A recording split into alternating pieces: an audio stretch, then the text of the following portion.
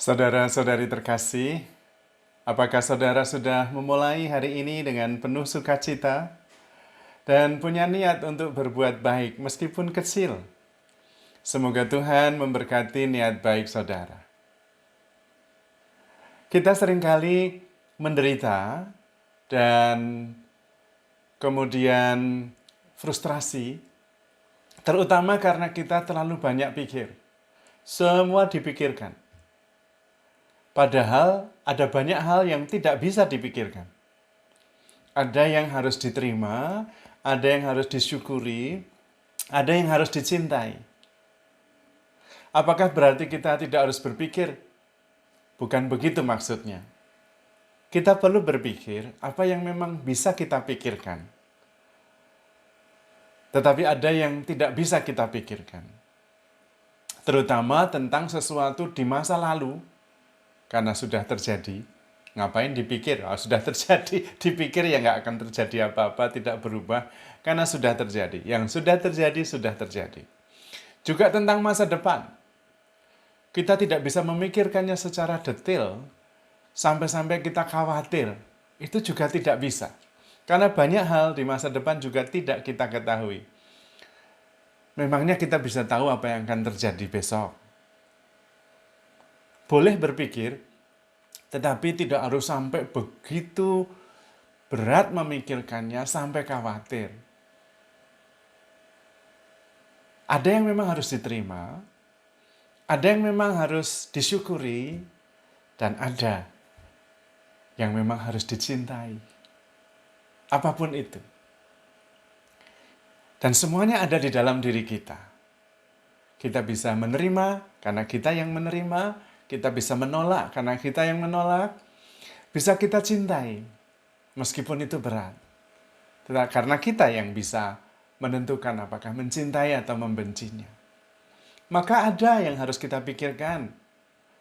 Ada yang tidak harus kita pikirkan. Ada yang bisa kita terima. Ada yang bisa kita syukuri. Ada yang bisa kita cintai. Maka nasihat yang paling baik yang diberikan Tuhan kepada kita, lewat para rasulnya, lewat para suci yang telah dipilihnya, nasihat supaya kita hidup dengan lebih penuh syukur dan penuh damai, pertama-tama adalah berpikir sederhana. Jangan memikirkan yang muluk-muluk, menurut Santo Paulus. Sederhana saja. Sederhana membuat kita tidak banyak berpikir. Yang lain serahkan kepada Tuhan. Kita berpikir sederhana, yang baik, yang pantas, yang sungguh-sungguh membesarkan hati. Yang bisa kita pikirkan. Selain sederhana juga kasih. Apapun yang terjadi, kita lakukan dalam kasih. Kita mengasihi apa yang sungguh-sungguh terjadi pada diri kita yang tidak bisa kita hindari. Kita kasihi saja. Kita terima.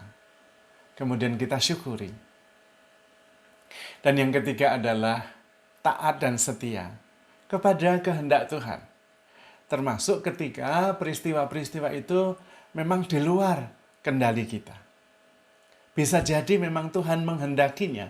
Maka ketaatan pada kehendak Tuhan, kendati sulit, itu menyelamatkan. Maka 3 nasihat itu penting sekali. Yaitu sederhana, baik dalam bersikap, baik di dalam berpikir, baik juga dalam bertingkah laku. Sederhana. Itu artinya transparan. Jujur pada diri sendiri, jujur kepada orang lain, hidup menjadi lebih ringan. Sederhana, tidak muluk-muluk. Yang kedua adalah penuh kasih. Terhadap semua orang, terhadap Tuhan, terhadap alam ciptaan. Juga terhadap peristiwa-peristiwa yang terjadi di dalam hidup kita yang memang tidak bisa kita tolak. Kita cintai. Penuh kasih. Maka kemudian hidup menjadi lebih ringan dan lebih berarti. Mencintai peristiwa yang terjadi yang memang tidak bisa kita hindari. Selain menerima, kita mencintainya. Maka kemudian kita bisa menghadapinya dengan lebih ringan. Dan terus setia mencari kehendak Tuhan. Taat Taat itu dalam bahasa Inggris obedience. Berasal dari kata audire, mendengarkan. Yang didengarkan adalah bimbingan Tuhan lewat suara hati kita. Maka ketika ada peristiwa yang tidak bisa kita hindari dan itu sulit untuk diterima, kita cintai. Dan kemudian kita taat menjalaninya. Sebagai berkat dari Roh Tuhan yang membimbing kita. Itulah ketaatan. Dan kemudian kita bisa mengerti pada saatnya betapa peristiwa-peristiwa yang kadang-kadang sulit kita terima, kalau kita jalani dengan ketaatan dan dengan penuh kasih, cinta, maka menjadi berkat di ujungnya. Karena itu juga Tuhan Yesus maupun Bunda Maria selalu mengutamakan ketaatan ini. Bukan kehendakku yang terjadi, tetapi kehendakmu. Ketaatan melaksanakan kehendak Tuhan sungguh-sungguh menyelamatkan kita. Tetapi tentu dalam menjalankan ketaatan itu bukan dengan mengeluh dan dengan bersungut-sungut, tetapi dengan penuh cinta dan penuh syukur. Maka kalau kita bisa, kita berusaha mengembangkan kualitas-kualitas itu.